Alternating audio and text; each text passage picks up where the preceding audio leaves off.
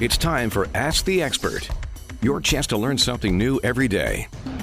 Let's find out who our expert is today. Anandhi Narasimhan, MD, is a board-certified physician accredited by American Board of Psychiatry and Neurology, specializing in adult, child, and adolescent psychiatry. Dr. Narasimhan focuses on child trauma and neuroimaging research and has published her work, including co-authoring a book chapter, Child and Adolescent Responses to Trauma. Dr.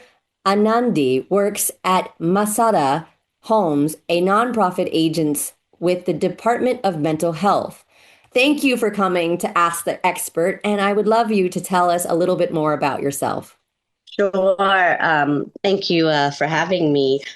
So I am a psychiatrist. I see both children and adults, and I've been doing it for several years, and I love it. And I kind of got into the field because I was working with a mentor of mine who was doing brain research.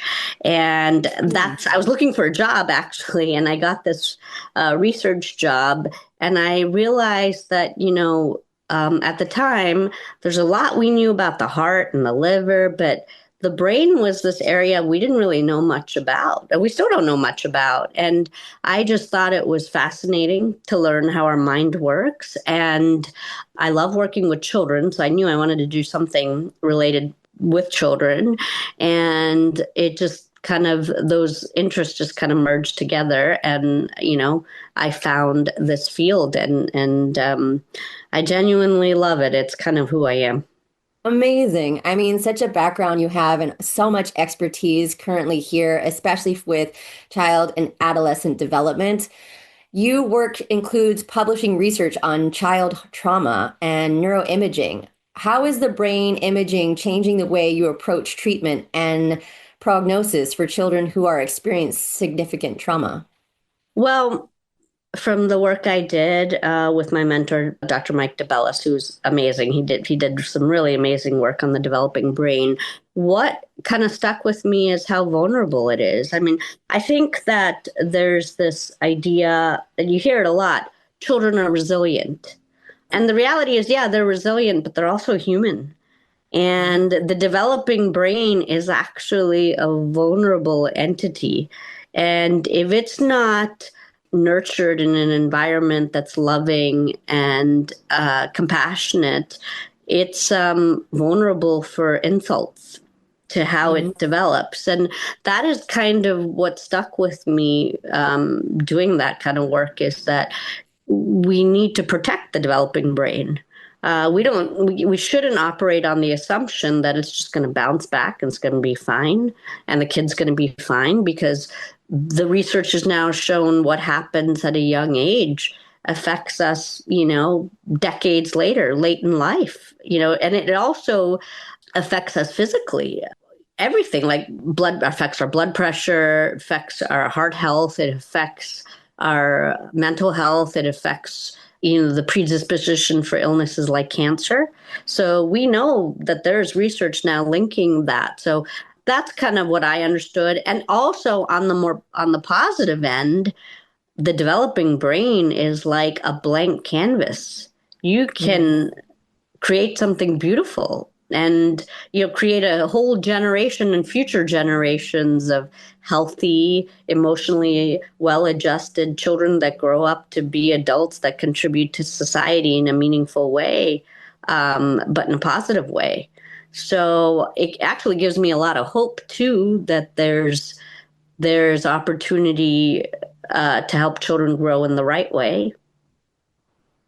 Yeah, I mean, all these enlightening moments to explore and research about, the childhood development and brain imaging as you're doing. And right now you're listening to Ask the Expert with our guest, Dr. Anandhi Narasimhan. If you have questions for today's expert, call or text 833-346-4626. That's 833-346-4626. What is the single most pressing mental health crisis you're currently seeing that is affecting adolescent populations in Los Angeles? And what evidence-based strategies are you employing? That's a great question. And I don't think I can pin it down to one single thing because the presentation of mental illness is multifactorial. So you have genetics. So sometimes it's the genetics of their parents and grandparents, and other relatives that are affecting what they're dealing with. Part of it is the environment. One of the things that I think is a problem today that we didn't have when I was young is this all the digital stimulation that young people are exposed to. There's research on how social media now affects parts of the brain, and just like the multiple avenues that exist in the digital space, like whether it's a phone or a tablet, and kids need to do their homework on laptops. So it's becoming harder and harder for parents to monitor that, to know what's happening. And also it's a platform where there are a lot of predators. So there's a lot of cyberbullying and predators. And then there's also a lot of, I think even adults, we're we're vulnerable to this. Like there's a lot of comparison Olympics on social media. Like there's this carefully curated presentation of people's lives, which are not representative of what really is going on, but it makes people feel insecure that they don't have that, or they should look like this, or so. Those are some of that's a big issue, I think, also. And then stuff that affects the world, climate change, like in Los Angeles. Recently, we had the fires, and I've had family who lost a home, and I've known other people and colleagues who've lost homes. So natural like disasters like that happen, and those things are like climate change is also kind of a source of environmental stress. And then you have social environments, teaching environments, gun violence. There's numerous things that I think are affecting adolescents today. And then like whatever's going on in the home, if there's abuse, if there's substance use, there's neglect, and also not feeling like you can come home and talk to your parents or your caregivers about what's happening and what's happening in your head and what's happening at school. So I think a lot of young people feel alone. I mean, truly, you brought up already a question that I was prepared to ask you about the idea of digital media and what it actually does for the next generation and going forward, because it has some, everybody's got opinions of everything, but in your specialty, what do you think for a parent, though, to kind of lessen the impact of social media for their children? Yeah, there's been like, this whole body of research on how to prevent the detrimental effects of digital consumption, digital addiction, and the bottom line was like turn that stuff off. That was really the bottom line. So that really is it. Like that's like you have to, and we have to do. Part of it is we have to do it ourselves. Like. I have a toddler, and if he sees me on my phone, guess what he wants? The phone. So it's limiting. And sometimes, hey, you need your phone because you got to like answer a work call, or like you have to order something that's time sensitive or whatever. But, putting restrictions on us as the adults as role models, like, okay, we as a family will watch TV for 20, 30 minutes or whatever. We watch a show together, but have that as a limit. And I don't understand this business of having TVs in every bedroom, but like lots of people do. Like, I don't think kids need TVs in their bedrooms. But that's something. I mean, children need sleep. And if they are not sleeping well at night, and then the next day they're irritable and they have trouble paying attention, and they're throwing tantrums. Well, if they shouldn't be up until like 3 a.m. on a phone or on TV. So we really it's about restricting as much as you can. It's very hard these days, but there are restrictions you can put on the phone. You can also limit social media use, which I think is very helpful. And I think it's access, and one way to look at it is like you're the one paying for it. So if you're paying for it, then you can have more, you have the right to have more control over it. So maybe just letting them use it for specified time every day, or using it as a reward. Like, hey, if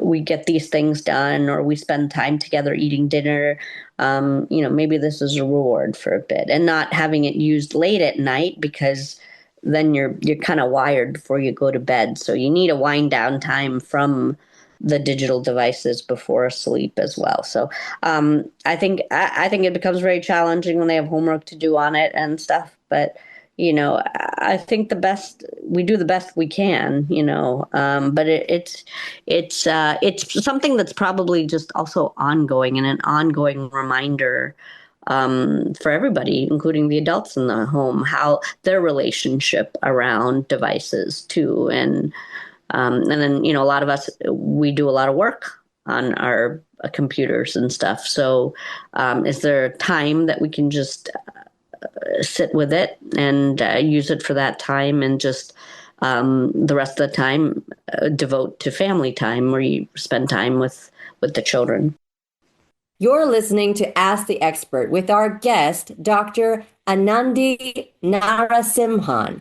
If you have questions for today's expert, call or text 833-346-4626. That's 833-346-4626. Speaking about screen time and developing your understanding and educating us all in our parents' response to kind of moderating even ourselves to other children, to make sure that we're lessening the impact of what it has, the effects on our brains and our psychology.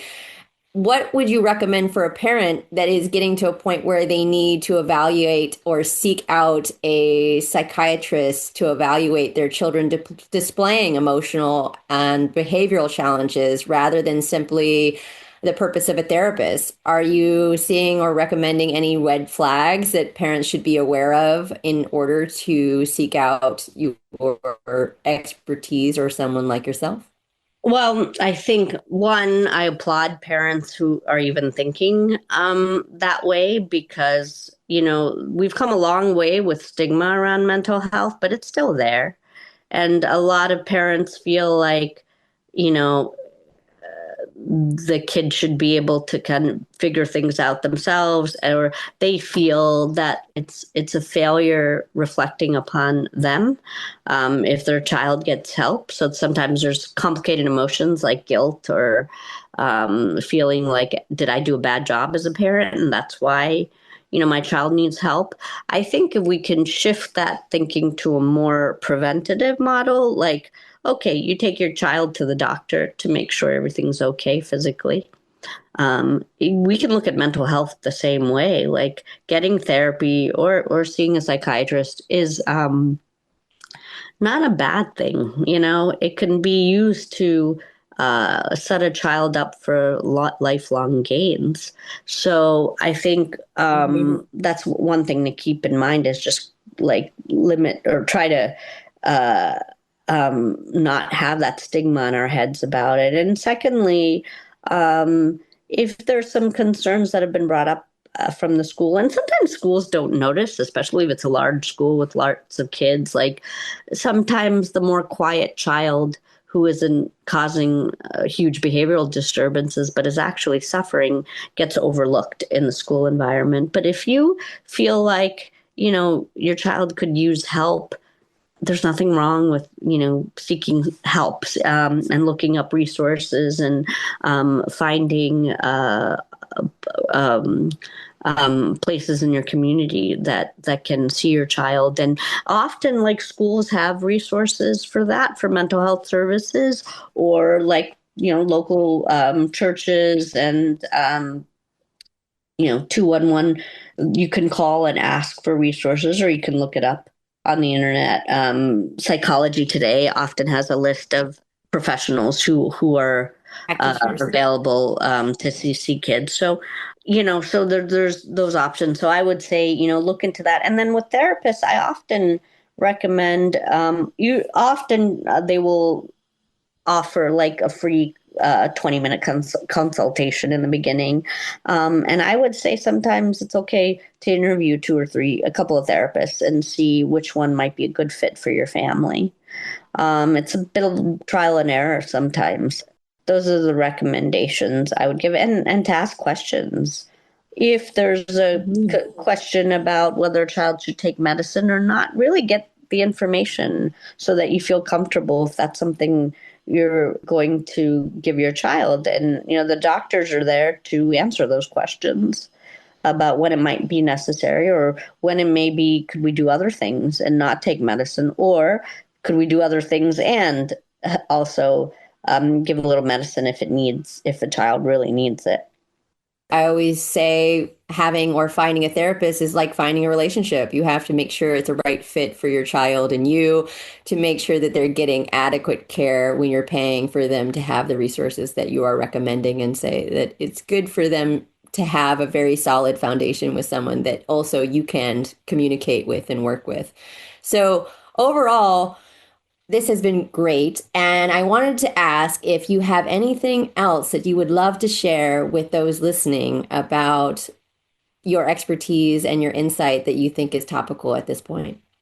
Yeah, I also think it's important to understand that substances affect the developing brain. I did some research on how alcohol affects the developing brain. So sometimes I think it's cultural. Sometimes I think it's what happens in the family, and but just to be really mindful that starting drinking early, or marijuana, those things aren't harmless. I think sometimes people think it is, and it's definitely harmful during adolescence.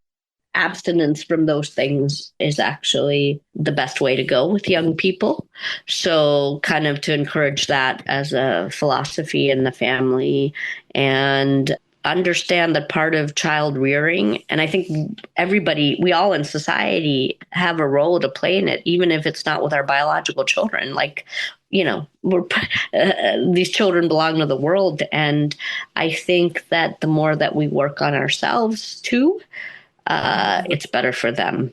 So getting the help we need if we need it, having good social support, understanding that we are deserving of a healthy mind and a healthy life, and helping that come into fruition will actually help the children as well. And if people want to read more about my work, or I actually have a book of answers to questions people have asked me, and it's called How Concerned Should I Be? How Concerned Should I Be? Questions Pertaining to the Developing Mind. And you can find that on Amazon or Barnes & Noble. So amazing. Also, being an expert in your skill set, those questions are important for parents. And as you said, we're a mirror for our children. So if we're not working on self, we reflect out what they have as an icon or a representation of their future, as we are that for them. And our teaching and our guidance are what develops their growth and their inspiration on how you navigate something like substance abuse, trauma, or difficulties. But thank you so much for coming to Ask the Expert, Dr. Anandhi Narasimhan. Thank you for enlightening us all today. Thank you.